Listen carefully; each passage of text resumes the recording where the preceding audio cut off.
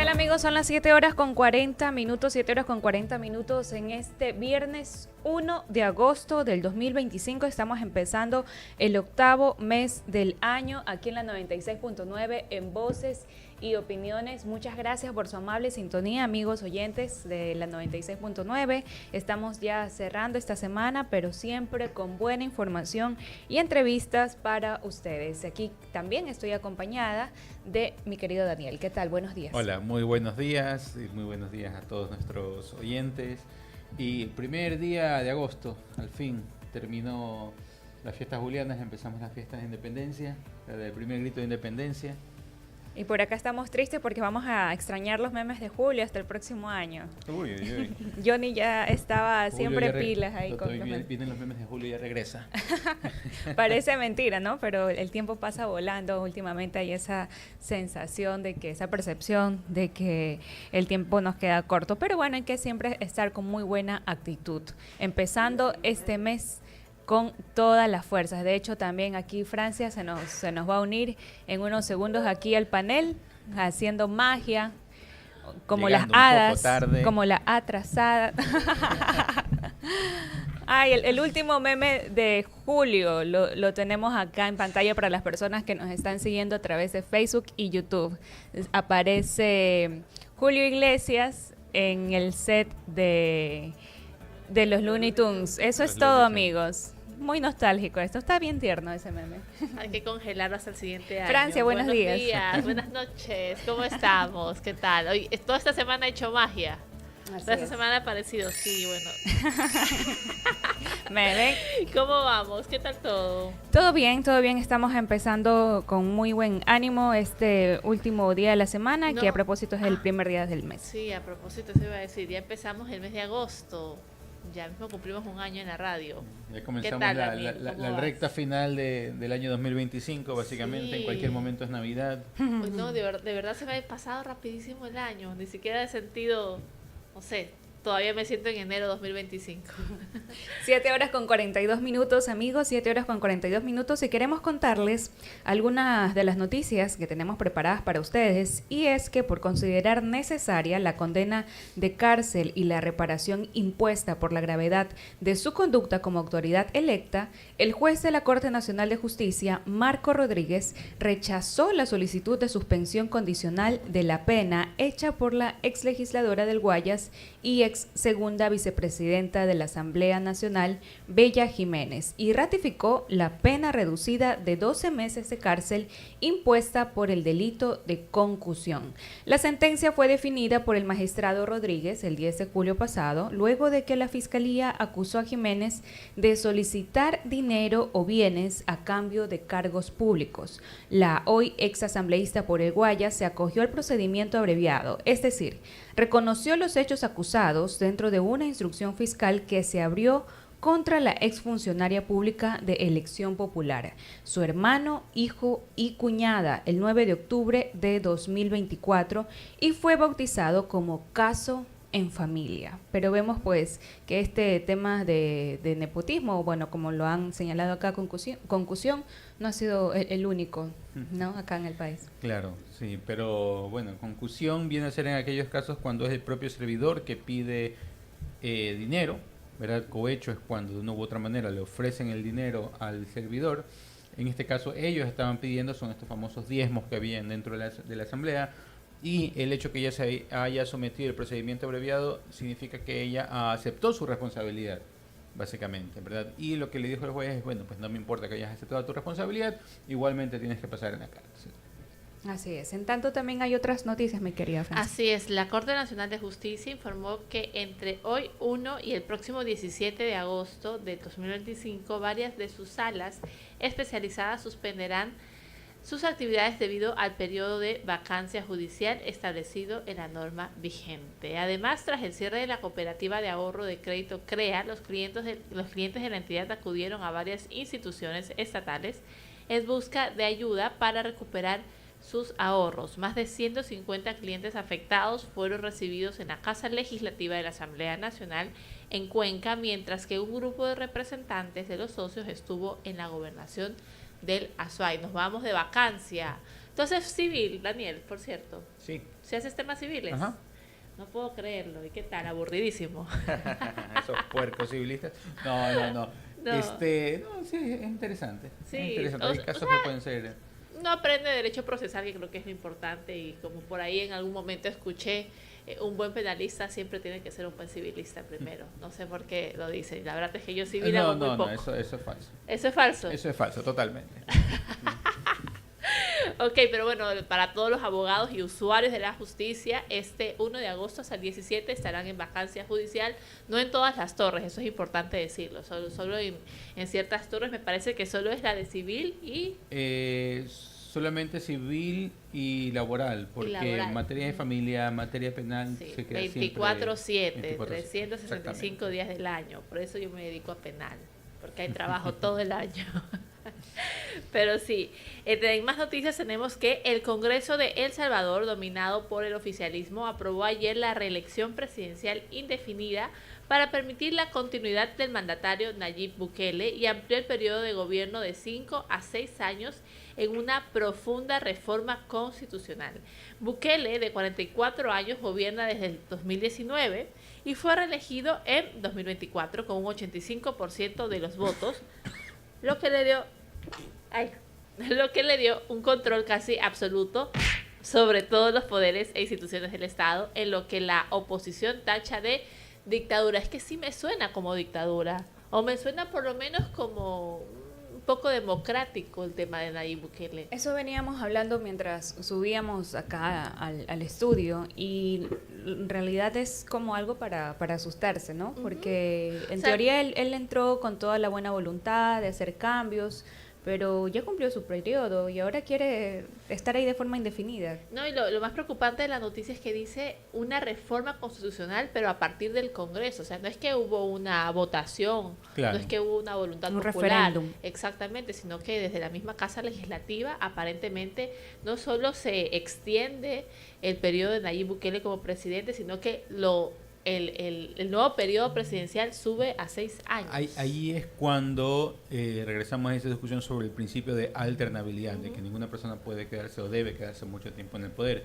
Porque claro, cuando pasamos de las monarquías al sistema republicano, lo que buscamos era justamente eso, de una forma de alternancia en los poderes para que no sea que todos estén acaparados en una persona de manera perenne. Muy bien, hiciste tu trabajo. Estuviste durante bastante tiempo gobernando un país. Bueno, pues después de eso ya deberías irte. Pero este tema de las reelecciones indefinidas nuevamente lo único que hace es aumentar la corrupción en un país, aumentar el status quo. Y regresar justamente a aquello de lo que Y por ejemplo, pongámonos así más filosóficos. Digamos que tenemos al mejor presidente de la historia. ¿Aún así se justificaría la alternancia? No, por supuesto. ¿Sí? Por supuesto. ¿Por qué? Fundamenten su respuesta. Porque lo que buscamos con la alternancia siempre es ver nuevas vías, ¿verdad? Nunca acaparar el poder, porque por más que sea el mejor presidente, más desinteresado, digamos, ¿verdad? Jesucristo nos igualmente las personas que los rodean, siempre va a haber un Judas, siempre va a haber alguna persona que no sea completamente limpia, y por eso siempre es renovar ideas, renovar procesos, renovar personas, ¿verdad? Claro. Porque si no, lo único que va a hacer es estancarse, ¿verdad? Miren cómo están situaciones como en Venezuela o incluso Rusia, ¿verdad? Que han mantenido sistemas de una u otra manera perennizar a personas en el poder, y lo único que hace simplemente es, bueno, pues se quedan muy cómodas en sus cargos y mantienen las cosas igual, y eso impide que los países progresen. Y solo por el hecho también de ser seres humanos, o sea, no todo es bueno y no todo es malo. Podrán tener quizás buenas intenciones, pero creo que cuando alguien llega al poder, inevitablemente piensa pues que puede justamente pasar por encima de algunas cuestiones, quizás pensando solamente desde una forma, no escuchando a un asesoramiento, no viendo el panorama completo. Es algo creo que tan básico. Es que es una discusión importante, y creo que la gente no lo ha discutido demasiado y más allá de eso, es una forma de procurar impunidad. Ya, porque cuando hay graves denuncias de violaciones a derechos humanos, como las hay justamente en el régimen de Bukele, ¿verdad? Cuando hay graves denuncias de corrupción, ¿verdad? O cuando hay graves denuncias de cometimientos de delitos en general, las personas en el poder que procuran su impunidad manteniéndose en el poder, buscan justamente estos medios para justamente no responder a los ciudadanos y no responder a la justicia. Mire, es un punto importante lo que dice Daniel, pero también tengo otro ejemplo, creo que de uno de los, digamos, uno de los modelos democráticos actualmente en el mundo es Estados Unidos. Y, por ejemplo, que estaba consultando para saber, para no dar el dato incorrecto, pero Franklin Delano Roosevelt estuvo desde el 4 de marzo de 1933 hasta el 12 de abril de 1945, es decir, 12 años y 39 días como presidente de los Estados Unidos. Se menciona que hoy por hoy Estados Unidos sí es un modelo de democracia, pero una vez que sustentaron sus bases muy sólidas a partir de esta extensión en el gobierno de Franklin Delano Roosevelt, que dijo, ok, vamos a implementar políticas públicas y yo voy a ver las consecuencias de mis políticas Claro, públicas. pero recordemos qué pasó en 1939, ¿Qué pasó? la Segunda Guerra Mundial. Ok, ya, ok, pero no, me refiero a cómo podemos... Es que fue una situación extraordinaria. Extraordinaria, pero o sea, ¿cómo podemos garantizar que las políticas públicas funcionen si solo tenemos un periodo de 5 años presidencial? Y una política pública, en consecuencia, se vería siquiera en 2 generaciones. Sí y no, ¿verdad? Porque recordemos que son 4 años, ¿verdad? A ver, son dos discusiones que tendríamos que tener. Número uno, deberíamos extender el plazo del gobierno presidencial, ¿verdad? Y 2, deberíamos aceptar la reelección, ¿sí? Porque claro, lo que estamos diciendo de una u otra manera es decir, sabes que tienes 4 años y si no has logrado las cosas en 4 años, ¿verdad? Si las has hecho las cosas bien, pues, te puedes reelegir, ir 8 años más, ¿verdad? Si no has hecho las cosas bien, bueno, pues no te vamos a reelegir. Y si has hecho las cosas tan mal, pues te sacamos antes de eso. Y entonces son esas las opciones, son esas las vías. Pero ¿Y estamos cuánto de un plan de creen 8 que años. ustedes es el periodo para que un presidente pueda decir, bueno, voy a, digamos, refundar el país y me voy a dar cuenta de esto en tanto tiempo? Pero sabes que creo que ahí está el problema. No es necesario cada 4, cada 6 años refundar el país, porque se supone que ya eliges a una autoridad y tiene un tiempo establecido, en el caso de Ecuador, 4 años, para trabajar, y el que viene tiene que continuar con ese trabajo. El tema es que las autoridades en muchas ocasiones solamente están pensando en un plan propio, en un plan que viene En una muy, agenda propia. muy arraigado con el tema del partido político, de la tendencia más allá de lo que pueda beneficiar a toda la población. Entonces, bajo esa mirada, obviamente sí se va a necesitar hacer un cambio radical cada cierto tiempo, pero lo ideal no es eso. Se supone que el que viene, pues, tiene que continuar con el trabajo del anterior. Entonces, este tema, bueno, da para largo. Sería interesante también tener aquí a más expertos abordándolo desde otra perspectiva, pero ahora vamos a dar paso a nuestra invitada. Son las 7:53 en Voces y Opiniones y tenemos ya conectada a nuestra invitada, la abogada Nadia Villón. Ella es magíster en Derecho Constitucional, para abordar el caso Santiago Díaz y el rol del Estado en la protección de los derechos de los niños, niñas y adolescentes. Bienvenida, abogada, a este es su espacio, Voces y Opiniones. Hola, ¿cómo están? Muy buenos días con todos. En primer lugar, quiero agradecer la invitación que me hacen. Quiero también mandar un cordial saludo a mi alma mater, que es la Universidad de Guayaquil, universidad en la cual doy clases y en la que me siento muy honrada también en representar. La verdad es que me han invitado a abordar un tema bastante sensible realmente, y en el que pues estoy dispuesta a contestar todas las preguntas que se me hagan, ¿no? Desde la línea siempre de respeto y protección de los niños y niñas y adolescentes, pues es básicamente lo que se requiere abordar el día de hoy.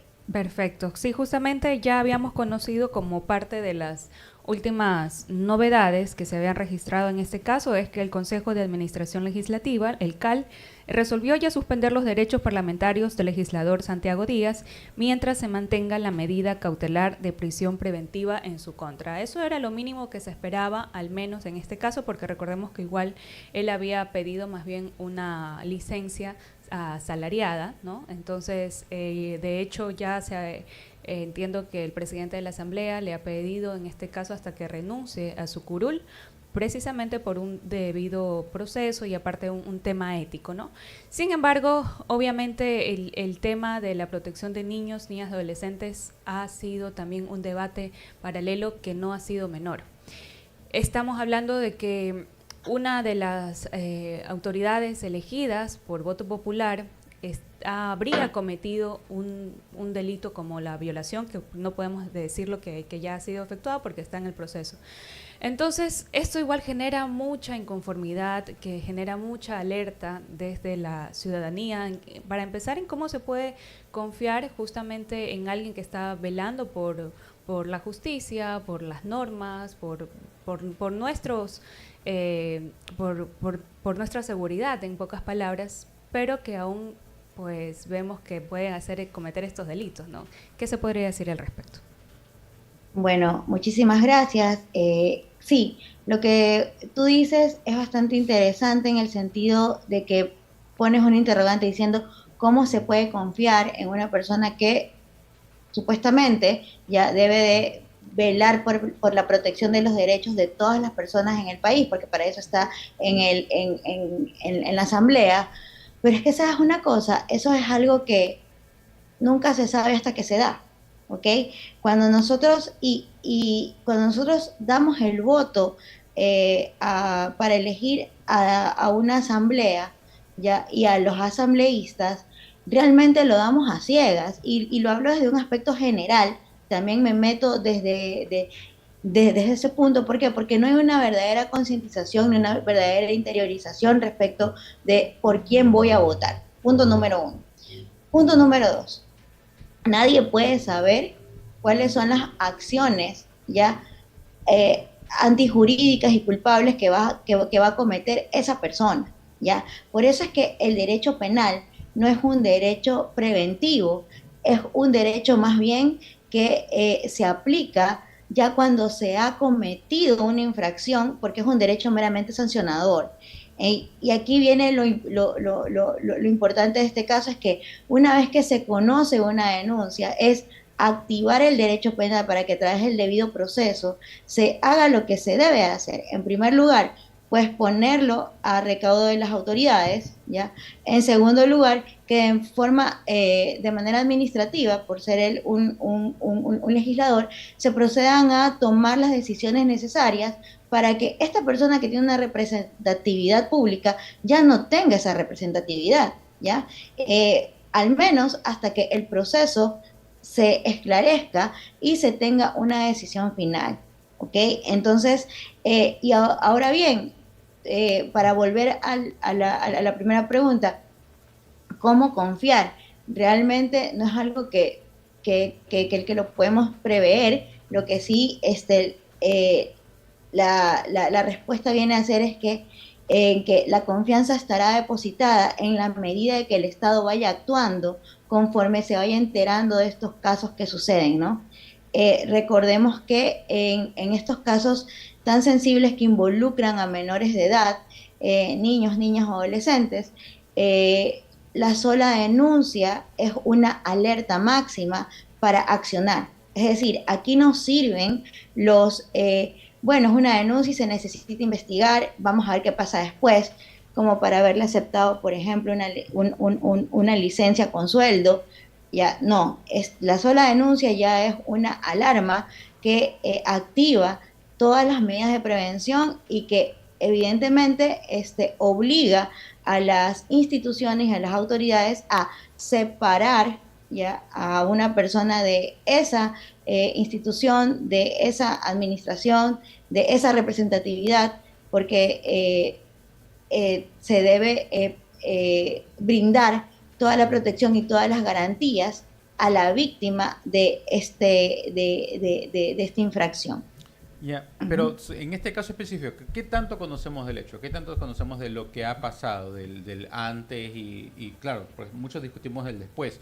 Claro, podríamos discutir mil veces sobre si el papel del derecho penal es preventivo, que yo creo que sí, es muy preventivo, pero más allá de eso, claro, ¿qué tanto sabemos del hecho como tal? O sea, ¿qué fue lo que pasó? ¿Qué es lo que sucedió? Y hasta cuánto también hay que decirle a los propios padres de los menores, oye, cuiden a sus hijos, no los dejen con personas extrañas, no los dejen con personas que no son ustedes mismos para que los puedan cuidar.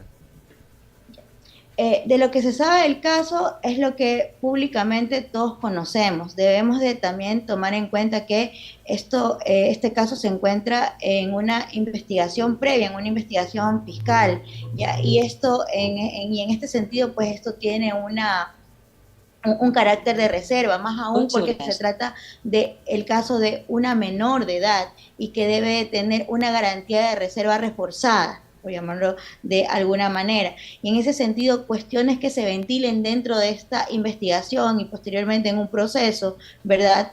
No pueden ser públicas a menos que sean para las mismas partes procesales. Lo que se sabe sí es que hubo una denuncia, ¿verdad? Por parte de de los padres de una niña, ¿verdad? De 12 años, indicando que fue violentada sexualmente hace 7 meses atrás de la existencia de la denuncia, ¿verdad? Y que no había denunciado por miedo, por temor a cualquier tipo de represalia, ¿no? Se sabe también que esta denuncia sale a la luz justamente el día en que se estaba proponiendo la reforma al artículo 175 del Código Orgánico Integral Penal respecto de la edad para el consentimiento sexual, ¿no? Entonces, es lo que se sabe en sí. Del resto de de la investigación y de las cuestiones minuciosas que se dan dentro de ella, realmente no nos podríamos Ahora, no nos podríamos pronunciar por el carácter reservado. Ahora bien, ¿qué tanto le podríamos decir a los padres, cuiden a sus hijos? Bueno, sabes que yo creo que todo padre y toda madre sabe cómo cuidar a su hijo, cómo cuidar a su hija. Lo que sí yo creo es lo siguiente. Pienso que esto, más allá de ser la responsabilidad de papá, mamá, yo pienso que esto debe ser una responsabilidad que debe social. ¿Y a qué me refiero con lo social?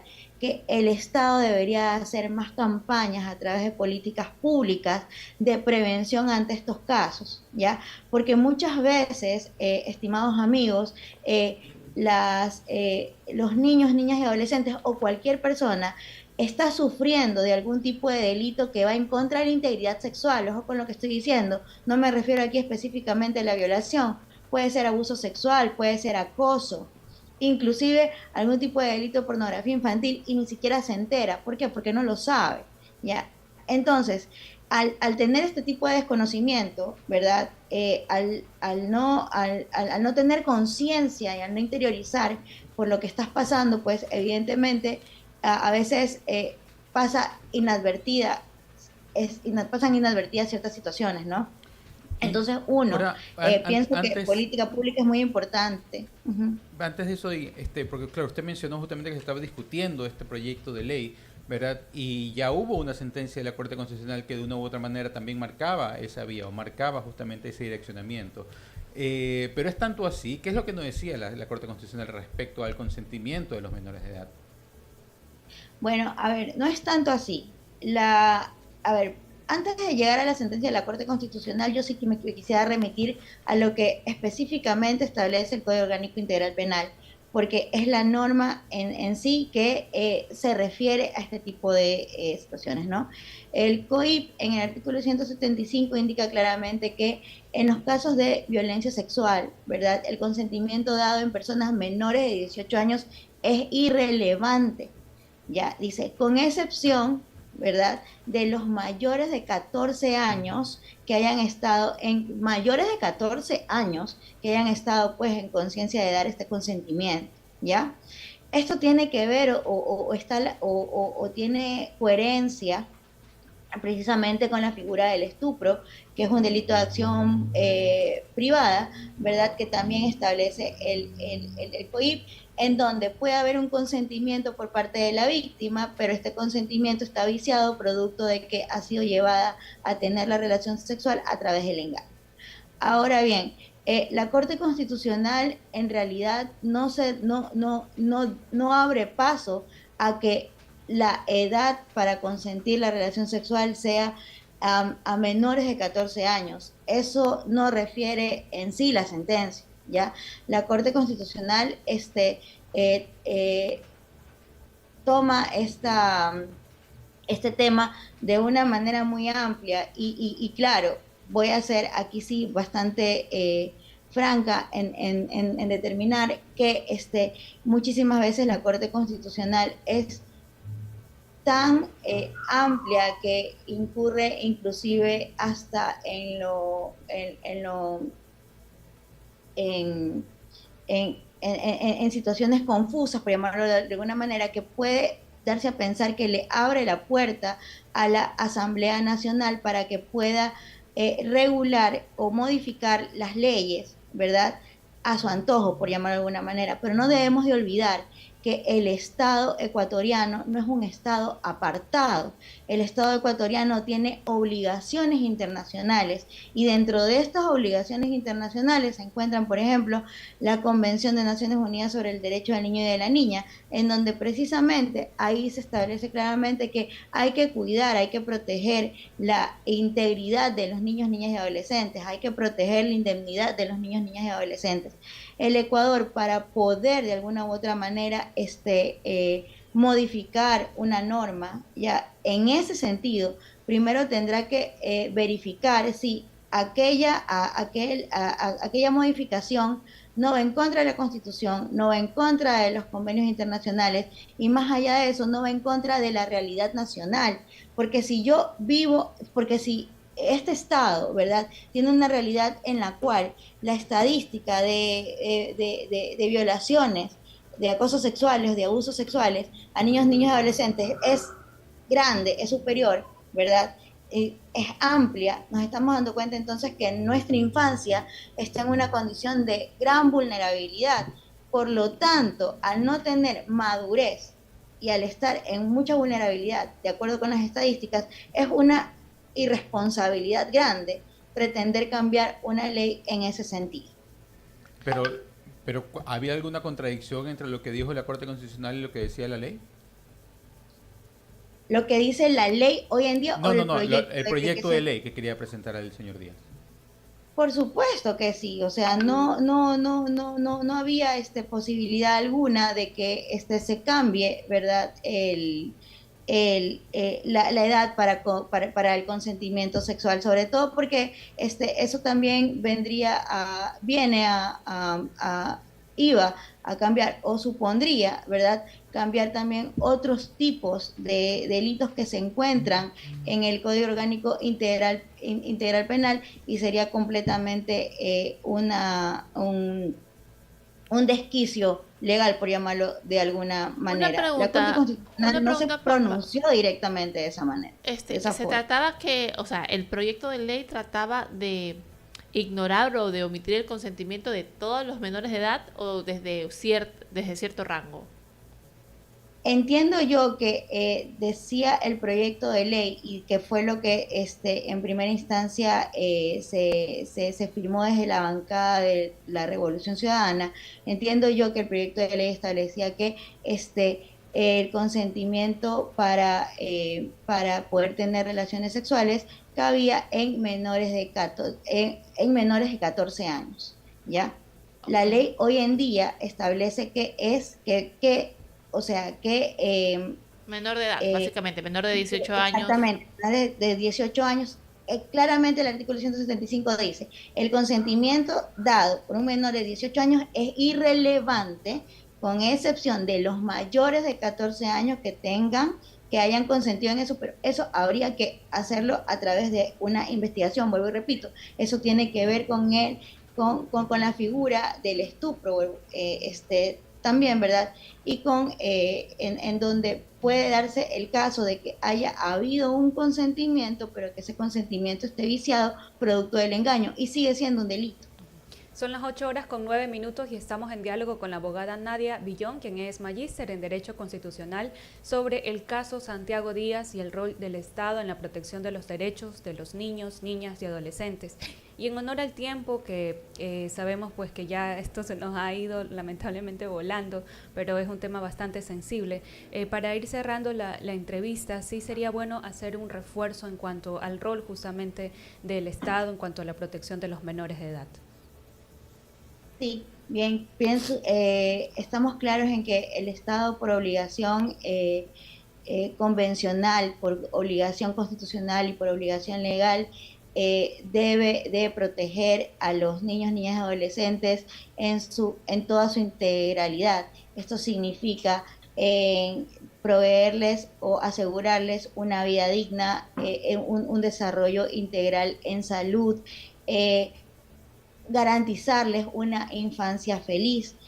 En este sentido, pues, pienso yo que es importante tomar plena conciencia de que el Estado ecuatoriano tiene una deuda grande con la infancia, y no solamente refiriéndonos a los casos que vemos de cómo la infancia sigue siendo vulnerada en ámbito sexual. Nosotros podemos ver todos los días en las calles cómo adultos en los semáforos están con niños trabajando, y esto hasta altas horas de la noche. Podemos ver también en la calle cómo los niños nos venden caramelos, cómo los niños están trabajando. Entonces, esto forma parte de una explotación laboral que se hace a los niños. Y eso lo vemos todos los días en la calle, las autoridades lo saben y pasa desapercibido. Pero si no pasara por desapercibido, vamos a suponer que sí están haciendo algo, todavía se sigue viendo. Entonces, mientras lo sigamos viendo, la infancia sigue siendo violentada, y sigue siendo violentada desde lo institucional.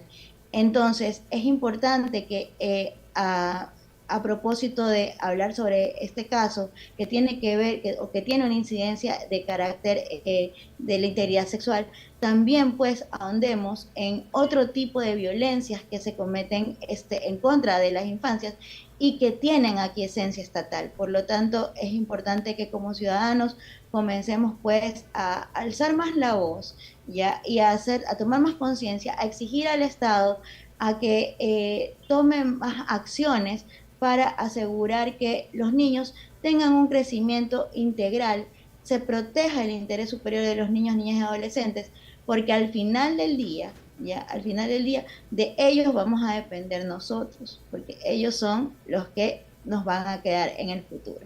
Es lo que tengo que decir. Muchas gracias, abogada, por habernos traído estas reflexiones y este análisis que parte de un caso, pero que sabemos que es una problemática que ya viene desde hace mucho tiempo, y por supuesto hay que ponerle toda la atención del caso. Gracias por estar aquí en Voces y Opiniones. Gracias. Son las 8:12 y después de esta entrevista vamos a hacer un corte súper rapidito y volvemos con otro análisis aquí en Voces y Opiniones. Ahora, en la 96.9 te damos buenas recomendaciones. Ya regresamos con más. Oigan, vecinos, siempre trabajemos en equipo. Así seguramente veríamos nuestros barrios más limpios. Y yo la veo y ya sé cómo actuar. Horario y frecuencia siempre hay que respetar. Guayaquil, ciudad de todos, siempre vamos a cuidar. Sí. La ciudadanía, el municipio y Urbaceo. Juntos por Guayaquil, ciudad de todos. Elegancia que se nota, distinción que se siente. Cavalieri viste al verdadero caballero. ¿Deseas vestirte con distinción y marcar una diferencia en la forma en que te presentes ante los demás? Entonces debes ir a Cavalieri, el mejor lugar para vestir, acorde a la ocasión con elegancia y distinción. Visítanos en nuestros locales ubicados en San Borondón Plaza y en la Ciudadela Kennedy, Avenida Miguel H. Alcíbar. Trajes, corbatas, accesorios y una amplia variedad de texturas esperan por ti. Déjate asesorar simplemente por los mejores. Cavalieri, donde nace el arte de vestir bien.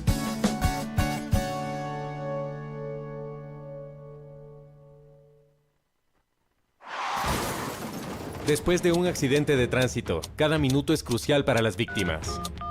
Por eso, usa tu celular para solicitar ayuda. Siempre cede el paso a los bomberos. Si existe una herida externa, ejerce presión para evitar la hemorragia. En caso de lesiones graves, espera la asistencia de paramédicos o personal de rescate. Cuida tu vida, conduce con precaución y actúa a tiempo. La prevención es la clave. Este es un mensaje del Benemérito Cuerpo de Bomberos de Guayaquil.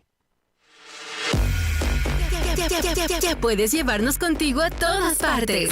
Visita www.la969.com.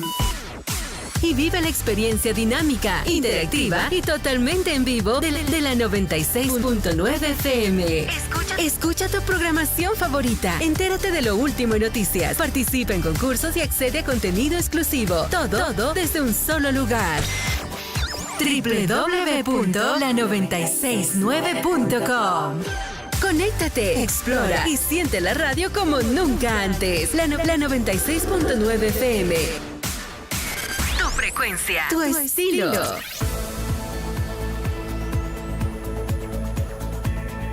8 con 15 minutos en este 1 de agosto. Queremos agradecerles por su amable sintonía en la 96.9 FM y por supuesto en Voces y Opiniones. También a quienes están reportando que están escuchando la programación, un fuerte saludo, especialmente a Rafael Alejandro Jaramillo, que está escuchando la radio de camino al trabajo. Esperamos que sea una excelente jornada para ti, mi querido Rafa. 8 con 16 minutos y es momento de dar paso a nuestro siguiente invitado en Voces y Opiniones. Se trata del doctor Diego Romero Castro. Él es abogado y docente universitario. ¿Qué vamos a abordar con él? Pues acerca del nuevo reglamento de reemplazos para jueces de la Corte Constitucional. Bienvenido, doctor Romero, a este su espacio Voces y Opiniones. Hola, ¿qué tal? Muy buenos días. Un cordial saludo para todos ustedes y para todas las personas que nos escuchan. Sí, parece que estamos teniendo una intermitencia en la comunicación. Parece que hay quizás una falla en la señal.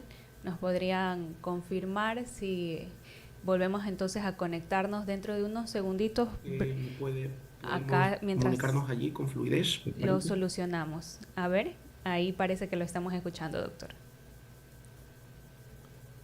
Genial. Bueno, les expresaba un saludo a todos ustedes y a las personas que nos siguen a través de este medio, pues y predispuesto para poder interactuar y poder conversar acerca de este tema.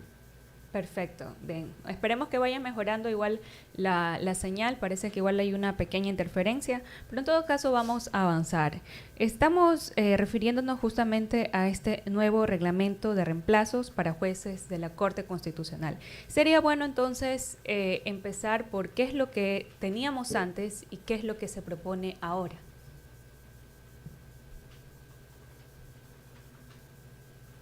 Si nos escucha, ¿nos podría confirmar?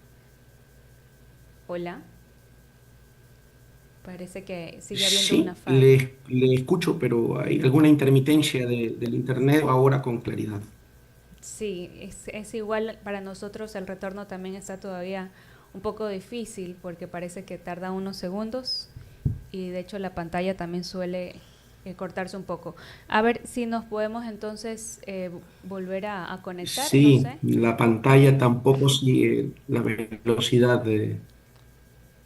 Parece que sigue habiendo una intermitencia.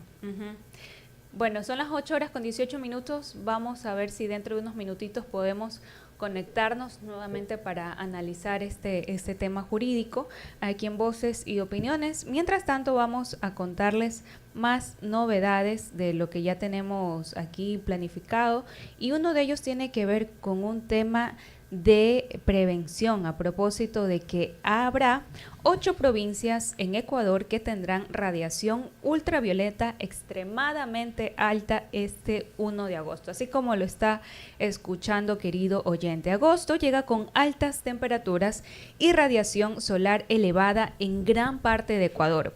Este 1 de agosto, los índices ultravioleta serán muy altos y extremadamente altos en 8 provincias. ¿Cuáles son estas provincias?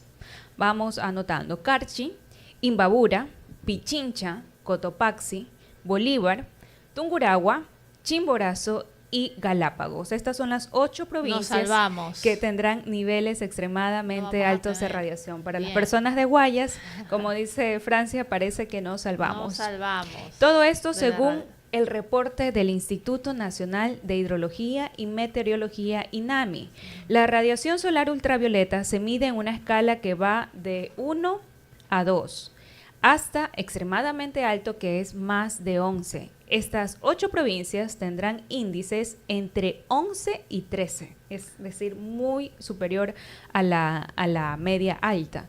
El resto de la sierra y gran parte del país tendrán niveles muy altos. Cañar, Azuay y Loja tendrán un indicador 10, mientras que gran parte de la costa Amazonía están en los índices de 8 y 9. Y para las personas que se preguntan por la provincia de Guayas, pues la radiación igual estará en un nivel alto que es un 8. O sea, no está en los niveles extremadamente altos, pero igual será un nivel alto. Así que ponerse bloqueador. ¿Cuáles son las precauciones? Justamente esas. Usar protección solar adecuada, vestir con ropa que cubra el cuerpo, ligera, también llevar ropa y gafas de ser posible, y en las instituciones educativas, colonias vacacionales, lo que se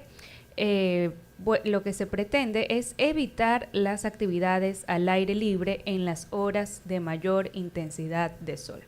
Así que bueno, esto es lo que se ha reportado para el clima el día de hoy. Son las 8:20. Intentemos una vez más tratar de conectarnos con el entrevistado del día de hoy, del abogado doctor Romero, a ver si podemos mejorar la conexión. Doctor, muy buenos días. Hola, ¿qué tal? Muy buenos días. Creo que ahora podemos comunicarnos con mayor fluidez que hace un momento. Así es. Así es. Genial, genial. Perfecto. Bueno, les expresaba un saludo a ustedes y a la audiencia también, pues, y presto para poder interactuar y poder comentar sobre este tema. Sí, justamente lo que le consultaba, abogado Romero, tiene que ver con un precedente, ¿no? Estamos hablando de que hay un nuevo reglamento de reemplazos para jueces de la Corte Constitucional, pero sí sería bueno conocer qué es lo que existía antes y cuáles son estos cambios. Sí, básicamente la Corte Constitucional ha encontrado la necesidad de poder darle forma a los procedimientos no tan claros antes respecto a las pautas para seguir ante la ausencia definitiva, ante el cese o las causales de cese que están establecidas por ley. El reglamento determina un procedimiento y este procedimiento, digamos, agiliza algunas cuestiones que tienen que ver cuando hay que reemplazar de manera definitiva a un magistrado de la Corte Constitucional. Entonces, básicamente el reglamento implica una serie de procedimientos ante las distintas causales de cese de un magistrado de ese alto tribunal. Así es, también vemos que este reglamento surgió el día 15 de julio del 2025 y menciona causales de cesación anticipada de funciones. ¿Cuáles serían estas nuevas causales de cesación? Las causales como tal son aquellas que están establecidas en la ley. Como tal, no podría el reglamento incorporar unas nuevas, pero básicamente tiene que ver con las tradicionales, la terminación del periodo como tal, ¿no? Los magistrados tienen un periodo que se dan por tercios y en ese sentido, pues, una forma de cesar tiene que ver con la terminación del periodo. La muerte como tal, la renuncia, como se ha dado recientemente en el caso de la doctora Núquez, magistrada que, digamos, pone en estreno este reglamento con su renuncia, y el procedimiento que se ha seguido con el señor doctor Raúl Yasa para que asuma como magistrado en lugar de la doctora Núquez. La incapacidad física, la incapacidad mental, tienen ahora un procedimiento a través de una comisión de galenos especializados cuando recaen en inhabilidades, previstas en la propia ley, cuando son destituidos o cuando pues abandonan el cargo de manera injustificada. Son más o menos en ese grupo el número la descripción de causales por las cuales cesa un magistrado de la Corte Constitucional. Usted menciona que la doctora Núquez ha estrenado este reglamento. ¿Cuál era el procedimiento anterior a este reglamento en caso de renuncia voluntaria de los magistrados? Sí, digamos que señalo esto por lo que el reglamento tiene apenas su expedición desde el 15 de julio, hace pocos días, y ahora en esta semana que está concluyendo ha ingresado el doctor Yasa. La Corte Constitucional, digamos, no tenía el detalle porque había, digamos, cierta confusión en torno a los listados de los bancos de elegibles. Este reglamento, digamos, acopla de cierta manera un poco más precisa que es las personas que quedan como elegibles en el concurso respectivo, porque evidentemente la renovación por tercios deja también unos elegibles en esas renovaciones por tercios. Yo quisiera, además de esto, si me lo permiten, compartir una pequeña reflexión sobre la composición, es decir, sobre la parte orgánica misma de la Corte Constitucional. Creo yo que hay un reto muy interesante para la comunidad jurídica, entender algo que va antes o que precede a la renovación o a los reemplazos de los jueces y las juezas de la Corte Constitucional. Y tiene que ver es de dónde salen los jueces. ¿De dónde salen los jueces de la Corte Constitucional? Los jueces de la Corte Constitucional pues se designan a través de un concurso que no es tanto un concurso público en sentido estricto, porque deviene de una comisión calificadora que la integran la función legislativa, la función ejecutiva y la función de transparencia y control social. Y recibe ternas de la función legislativa, la función ejecutiva y la función de transparencia y control social. Es decir, para llegar a la Corte Constitucional no es que cualquier persona decir, oiga, yo estoy aquí con mi carpetita, yo quiero ser más juez de la Corte, yo cumplo con los requisitos. No, porque si no te postula el presidente, si no te postula la Asamblea o no te postula la función de transparencia y control social, por lo tanto no hay una capacidad, digamos, pública de presentarse a dicho concurso. Entonces, esto es un asunto muy interesante porque la Corte tiene un mecanismo, digámoslo, un diseño, si la Constitución fuera un plano, diríamos, tiene un diseño en la cual no cualquiera puede llegar, no por méritos, sino por su relación con el poder. Y es muy interesante de poder revisar si este mecanismo realmente es un mecanismo con cierta forma democrática o asegura una postura democrática para llegar a la función, a la alta función de magistrado o magistrada de la Corte Constitucional. Quería señalar esto porque antes de hablar de reemplazos o renovaciones hay que ver cuál es el origen jurídico-político, de dónde nacen, quién tiene iniciativa para presentar nombres a la Corte Constitucional. Claro, si vamos a otros países, por ejemplo, como en Estados Unidos, ¿verdad?, que es una democracia altamente formada y una constitución de las más antiguas que hay, ¿cómo es el procedimiento allá para poder escoger a los jueces de la Corte Suprema? Porque tengo entendido que es el presidente directamente que los nomina y es el Congreso y el Senado quien finalmente, después de las audiencias respectivas, es el que acepta esa nominación. Qué interesante lo que usted señala. Fíjense, los Estados Unidos, bajo las particularidades, no sé si en estos momentos exactamente una democracia en sentido, pero históricamente de forma innegable la configuración constitucional de los Estados Unidos. Y sí, la nominación, es decir, la fuente de la nominación corresponde al presidente de los Estados Unidos y su procedimiento de selección o su validación en requisitos, en trayectorias, corresponde a una comisión del Senado de los Estados Unidos. Por cierto, es muy interesante cómo el Senado está asistido en algunas ocasiones, incluso por la información que le puedan presentar agencias de seguridad. O sea, vea usted, cuando usted tenía 15 años, usted tuvo tal cosa. Cuando usted estaba en Yale, en Harvard, en Cornell, en Stanford, usted fue presidente de esto. A usted le han suspendido en su matrícula tal. Entonces, ¿de dónde sacan esa información? Es muy interesante porque hasta inclusive llegan a tener asistencia del propio FBI, que sabe, pues, por supuesto, vida, pasión y muerte de las personas. Y entonces esas comisiones, o incluso para no irnos muy lejos, en Colombia también son sesiones de muchísimas horas, Por ejemplo, yo alguna vez pude ver la sesión de comparecencia del doctor Juan Carlos Henao, lamentablemente ya fallecido, ex rector del externado de la Universidad Externado de Colombia y expresidente de la Corte Constitucional. Son sesiones de muchísimas horas, donde le dicen, oiga usted, venga para acá, dígale aquí usted al Senado qué línea jurisprudencial usted piensa desarrollar, bajo qué enfoques usted va a desarrollar su trabajo como magistrado o como magistrado. Díganle aquí al Senado cuál es su perspectiva y, por lo tanto, el postulado demuestra su solvencia intelectual, demuestra su solvencia académica, sin perjuicio, por supuesto, de que se ponga en debate público su trayectoria, hasta inclusive su trayectoria personal, su vida sus aspectos más personales, por decirlo así, como en los Estados Unidos.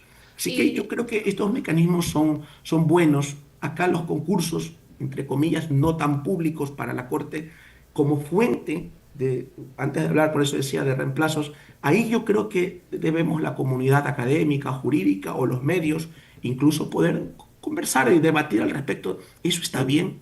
¿Cómo sentencia un decreto posiblemente demandado de inconstitucionalidad de una persona nominada bajo estas formas porque la comisión sale del Ejecutivo y las ternas también? Ahí hay unos mecanismos muy, muy interesantes. Claro, pero si también vemos un poco desde la perspectiva política y directamente el comportamiento de la Corte, vimos cómo, por ejemplo, las personas que fueron nominadas por el propio presidente Lasso, ¿verdad?, no necesariamente estuvieron a favor de todos los actos que realizó durante su gobierno.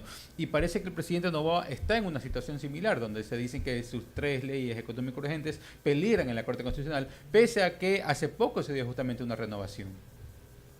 Comprendo el punto y me parece importante. Al fin y al cabo, dependerá mucho de las personas. Yo un poco me refería a los mecanismos procedimentales o institucionales. En el caso del Congreso, como decíamos, en los Estados Unidos o el Senado colombiano, al fin y al cabo el Senado es el contrapeso, ¿no? El Congreso como tal es el contrapeso en esa formulación de check and balance de la teoría constitucional norteamericana. Y sí, variará, depende mucho, y yo estoy de acuerdo con usted en aquello. Hay honrosas excepciones donde en el desempeño del cargo pues cumplen un rol independiente o autónomo del Poder Ejecutivo. En el caso actual hay que ver todavía, recién está debutando un tercio recientemente renovado, hace muy poquito, y yo creo que hay que ver un poco, parafraseando un poco palabras, por sus sentencias los conoceréis, más o menos, por decirlo así. Hay que esperar un poquito, pero coincido con usted que hay honrosas excepciones, por supuesto. Y creo que en la Corte hay gente de muy buen nivel actualmente. Puedo decir que he visto la trayectoria de algunos, me parecen que tienen las credenciales académicas y profesionales, por supuesto, para cumplir esa alta función. Le agradecemos mucho, doctor Diego Romero, por su clara explicación. La verdad es que ha sido una conversación bastante interesante y de verdad nos queda mucha tela por cortar. Exactamente, nos queda corta. Así que lo comprometemos para una segunda entrevista, de ser posible presencial, para debatir ciertas ideas. Sí, Un fuerte abrazo. Muchas gracias por la invitación. Muchas gracias. Gracias. 8 horas con 32 minutos y después de este análisis del nuevo reglamento de reemplazo para jueces de la Corte Constitucional, queremos darles las gracias por acompañarnos una vez más hasta este cierre de semana en Voces y Opiniones en la 96.9. Diana, por favor, nos faltó un saludo importantísimo. Estamos a tiempo, por favor, adelante. A la confraternidad Jaime Hurtado, que mañana van a jugar. Les deseo mucha suerte, por favor, la suerte de la confraternidad del doctor Miguel Costaín. Ojalá pierdan. No, ya me imagino el doctor Costaín desde su oficina, así. Pero sí, todas las buenas energías, las buenas vibras para la confraternidad ganar, Jaime Hurtado. Sí. Así es, y bueno, con eso nos vemos la siguiente semana. Diana, lunes, ¿qué lunes nos cae? Lunes 4 de agosto. 4 de agosto, así es. Dios mediante, estamos por acá en Voces y Opiniones, dándoles como siempre noticias y análisis de eso que usted necesita saber en su punto de encuentro con la verdad. Hasta el lunes. Hasta luego.